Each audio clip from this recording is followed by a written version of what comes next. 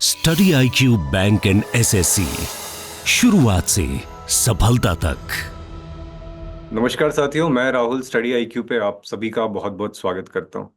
Top stock के इस episode में आज मेरे साथ तनिष्क है। तनिष्क, आपका बहुत बहुत स्वागत है। Thank you sir, thank you.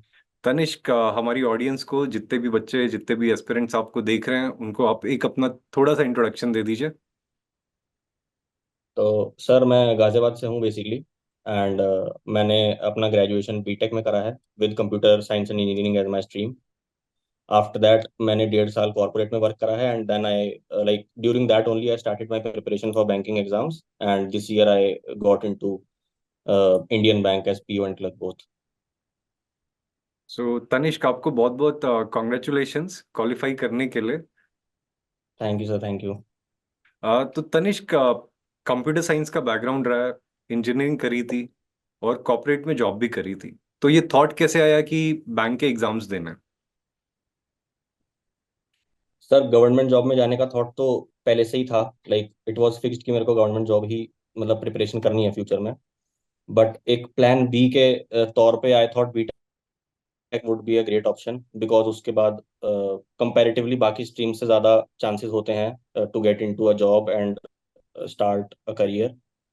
तो एक प्लान बी को दिमाग में रखते हुए भी एंड बैंकिंग का थॉट सर एक्चुअली मेरे कज़न वगैरह हैं एक दो जिन्होंने पहले प्रीवियसली क्रैक करा था ये एग्ज़ाम, तो उनके थ्रू मेरे को पता लगा था।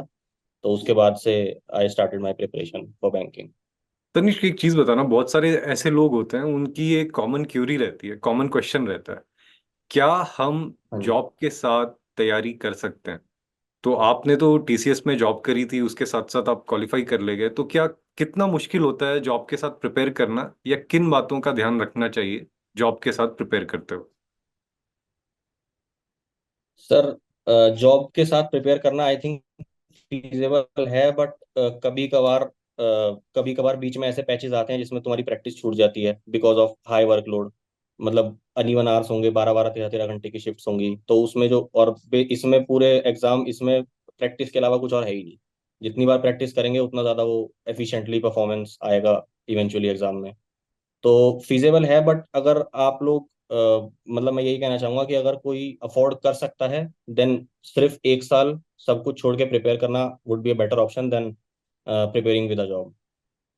और जॉब में कोई स्पेशल टिप्स हैं आपकी कि टाइम कैसे निकाला जाए? जैसे मान लेते हैं कि सबकी फाइनेंशियल सिचुएशन ऐसी नहीं रहती है कि वो एक साल बैठ के प्रिपेयर कर सके। तो मान यस लीजिए सर। कोई किसी जॉब में है, तो किस तरीके से, मतलब कोई टिप्स आपने ली थी कि मतलब ऐसे ऐसे टाइम बचा के प्रिपेयर कर लूंगा? टाइम बचा के सर बस मतलब मेरी जो स्ट्रेटेजी थी वो यही रहती थी कि मैं जो मेरे ऑफिस टाइमिंग्स हैं उसमें 100% सिर्फ ऑफिस का ही काम करूं, ताकि वो जल्द से जल्द खत्म हो जाए और मेरे को एक्स्ट्रा आवर्स वर्क ना करना पड़े। और ऑफिस के तुरंत बाद थोड़ा बहुत आप लोग रेस्ट ले सकते हैं और उसके बाद then you can start the preparation either in the evening, और अगर आप लोग जल्दी उठ के पढ़ना चाहते हैं तो सुबह भी ऑफिस जाने से पहले भी थोड़ा बहुत टाइम निकल सकता है। तो तनिक, जब प्रिपरेशन करते थे, आपका कोई फ्रेंड सर्कल था, या मतलब आप अकेले ही थे अपने पूरे इसमें, कि जब तैयारी कर रहे थे आपके साथ और भी दोस्त लोग थे आपके? दोस्त लोग थे सर, पर वो अलग फील्ड्स की प्रिपरेशन कर रहे थे। बैंकिंग का मैं अपने अलग ही कर रहा था। तो मतलब आप अकेले फुली फोकस्ड होके सारी चीजें, तो तनिष मतलब इतनी सटीक स्ट्रेटेजी क्या थी जो आप क्वालिफाई कर ले गए? कोई मतलब आपके साथ में भी नहीं है कि जिससे आप बात कर सको, ऑफिस में भी आप जाते थे, तो जो आपकी स्ट्रेटेजी रही होगी वो जरूर बहुत बेहतरीन रही होगी। तो क्या स्ट्रेटेजी थी जिसकी वजह से आप क्वालिफाई कर पाए?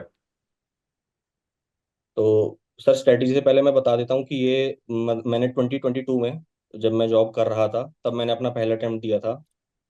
उस साल मेरा सिर्फ और सिर्फ IBPS PO का प्रीलिम्स निकला था।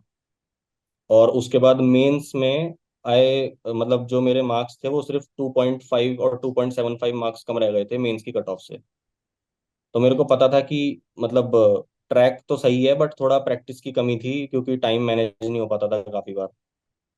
तो उसके बाद सर अपने आप ही देख के अपने आप ही सीख के बेसिकली मॉक्स मेरा बहुत एक रेफरेंस पॉइंट रहा करता था उस टाइम पे, कि मॉक्स में जो टॉपिक्स मेरे को लगते थे कि जिनमें मेरे को और मेहनत करने की जरूरत है उन पे मैं अलग से और टाइम डाला करता था। और ओवरऑल जो दो सब्जेक्ट्स जिसमें मेरे को लगता है सबसे ज़्यादा इम्पोर्टेंट होते हैं वो होता है आपका क्वांट्स और GS, GK। तो सर हम्म। इन्हीं मैंने ज़्यादा फोकस करा था कंपेयर टू अदर सब्जेक्ट्स। जितना मैंने आपसे बात किया था मेरे ख्याल से क्वांट आपका स्ट्रांग रहा है, राइट? क्वांट आपकी पहले से स्ट्रांग रही है। हाँ सर, क्वांट स्ट्रांग रही थी, बट फर्स्ट अटेम्प्ट में मेरे ओनली 3.5 मार्क्स थे आउट ऑफ 60। सो वो इवेंचुअली फिर मतलब वो पैटर्न वगैरह पहली बार दिया था तो पता नहीं था किस लेवल का आता है, किस तरीके के क्वेश्चंस आते हैं। और उस साल मेरी by luck you can say कि मेरा लकी इतना बढ़िया था कि उस साल एग्जाम भी बहुत डिफिकल्ट आया था, स्पेशली क्वांट सेक्शन। हम्म। तो उसके बाद फिर मैंने मतलब अपनी स्पीड को इम्प्रूव करने पे थोड़ा ध्यान दिया। एरिथमेटिक को बहुत लोग सोचते हैं कि छोड़ देंगे, बट मेंस में एरिथमेटिक के अलावा कुछ आता ही नहीं है और बेसिकली। तो उस पर काफ़ी ज़्यादा ध्यान दिया था 2023 के अटेम्प्ट के लिए। और जो आप मॉक्स के इम्पोर्टेंस की बात कर रहे हो, तो क्या मतलब कितने मॉक्स लगाए जाएं, कितने मॉक्स लगाए जाएं, इस पे मतलब बहुत डाउट रहता है स्टूडेंट्स का। तो उसमें आपके हिसाब से क्या है, मतलब सबसे बेस्ट केस सिनारियो क्या है या सबसे ऑप्टिमम केस क्या है? सर जहाँ तक प्रीलिम्स की बात है, तो जब एक बार आपका पूरा सिलेबस हो जाए और बेस बन जाए, तो स्टार्टिंग में आई वुड से कि मिनिमम 3 मॉक्स तो हफ्ते में होने ही चाहिए स्टार्टिंग में। और एग्जाम से पहले लाइक सिर्फ महीना भर बच रहा हो या फिर 1 डेढ़ महीने पहले, तो मैं रोज ही मॉक देता था, क्योंकि इंग्लिश के लिए मैं अलग से कुछ नहीं पढ़ता था, मैं सिर्फ इंग्लिश मॉक से ही पढ़ता था। तो रेगुलर मेरा एक मॉक रहता था प्रीलिम्स का।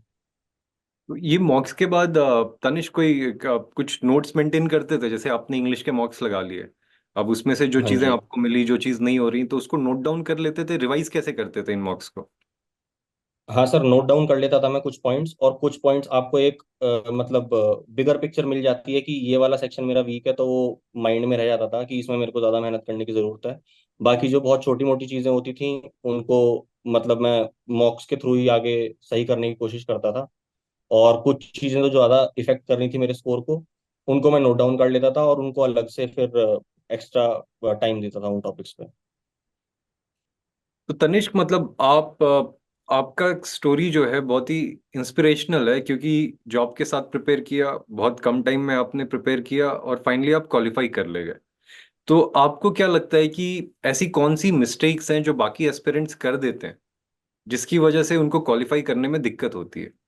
या आपको मतलब जितना देख के क्या लगता है, कॉमन मिस्टेक्स क्या हैं जो बैंकिंग स्टूडेंट्स कर जाते हैं?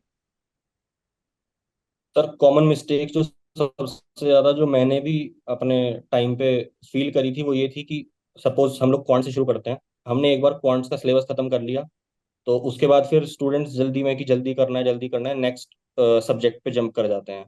और जब आप 1 डेढ़ महीना उसको पढ़ते हैं, then again when you come back to quants, आप लोग मोस्ट ऑफ द टॉपिक्स या कॉन्सेप्ट्स भूल चुके होंगे।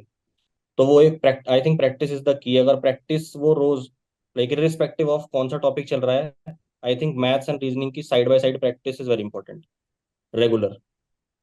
सो सर एक ये काफी मतलब ऐसा पॉइंट है जो मैंने काफी लोगों का सुना भी है। बाकी जो लोग क्वालिफाई कर चुके हैं मेरे से पहले, उन लोगों से भी सेम चीज यही सुनी है मैंने कि मोस्टली, और वो खुद भी फील करी है मैंने। ये मतलब प्रैक्टिस जो है अपनी कंसिस्टेंट रखिए, कांस्टेंट रखिए, और मतलब चीज़ों को रिवाइज करते जाइए, क्योंकि 2 महीने बाद तो खैर कोई भी चीज़ हो, चाहे क्वांट हो, रीजनिंग हो, इंग्लिश हो, अगर नहीं पढ़ोगे तो भूल ही जाओगे, चाहे आपने कितना भी डिटेल में किया हो। बिल्कुल सर, तनिष्क बिल्कुल। और सर दूसरी चीज मैं एक ऐड करना चाहूंगा कि जीके को लोग बहुत लाइटली लेते हैं स्टार्टिंग में, कि लास्ट में पढ़ लेंगे, एक साथ 4 दिन पहले बैठ के 4 महीने के पढ़ लेंगे। तो वो मैंने करके देख लिया था एक बार और उससे कुछ नहीं होता। तो आपको उसको भी रेगुलरली लेके चलना पड़ेगा। If not regularly then at least weekly PDFs जो आती हैं या वीक में एक बार रिवाइज करना, that is important I think. तो जब आप वीकली करते थे, मान लीजिए कोई डेली कर रहा है, वीकली कर रहा है, तो इसके भी क्या आपने नोट्स बना के रखे थे इंपॉर्टेंट पॉइंट जो आपको मतलब लगता था कि यार ये जैसे पर्सन इन न्यूज़ है, प्लेसेस इन न्यूज़ है, ये आ सकता है, या कोई बैंक से रिलेटेड कोई न्यूज़ है, इकोनॉमी के रिलेटेड कोई न्यूज़ है, ये चीज़ आ सकती है, तो आप उसको नोट डाउन करते थे या फिर मतलब उसको पढ़ते ही जाते थे, पढ़ते ही जाते थे? सर एक्चुअली मैंने जो ये करंट अफेयर्स का करा था, ये पूरा गौरव गर्ग सर के थ्रू ही प्रिपरेशन करी थी मैंने। तो जो वो मतलब I followed his daily current affairs. Daily current affairs में मेरे को जो थोड़ा बहुत इंपॉर्टेंट लगता था वो मैं नोट डाउन कर लेता था। उसके अलावा वो हर लाइक आफ्टर एवरी मंथ वो 4 पीडीएफ्स निकालते हैं बेस्ट 300 एमसीक्यूज की।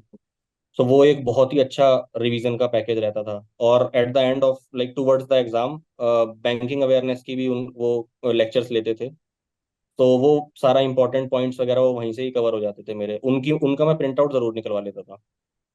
तो गौरव सर, जितना जीके के लिए, बैंकिंग अवेयरनेस के लिए मटेरियल देते थे करंट अफेयर्स को लेके, उतना सफिशिएंट है आपके हिसाब से बिल्कुल एग्जामिनेशन बिल्कुल क्वालिफाई सर, करने बिल्कुल के? सफिशिएंट है, बिल्कुल सफिशिएंट है सर। उसके अलावा कुछ फॉलो करने की जरूरत ही नहीं है। तो मतलब जो आपका मेजर चंक था क्वांट और जीके का, तो उसमें गौरव सर का बहुत बड़ा हाथ है, मतलब सपोर्ट में, अगर कहना चाहें तो, राइट? हाँ सर, जीके में है, क्वांट एक्चुअली मैंने कहीं और से मैं पढ़ी सम थी। हाँ हम्म। जी। तो जीके में बिल्कुल 100% मैंने सिर्फ उन्हीं का ही कोर्स लिया था। और अब जब मेरा ये मेंस वगैरह क्लियर हो गया था, उसके बाद बिफोर द इंटरव्यू मैंने उनका बैंकिंग स्टैटिक बैंकिंग अवेयरनेस वाला कोर्स भी लिया था। तो उससे भी मेरे को बहुत हेल्प हुई आगे जाके इंटरव्यू में। तो ठीक है गौरव, ये तो आपकी स्टोरी थी। अब जो स्टूडेंट है, जो नए स्टूडेंट है, जो प्रिपेयर कर रहे हैं, या कुछ ऐसे स्टूडेंट है जो कुछ टाइम से स्ट्रगल कर रहे हैं, अगर आपको एक मैसेज देना हो उनको तैयारी के रिगार्डिंग, प्रिपरेशन के रिगार्डिंग, तो आप उनको क्या मैसेज दोगे?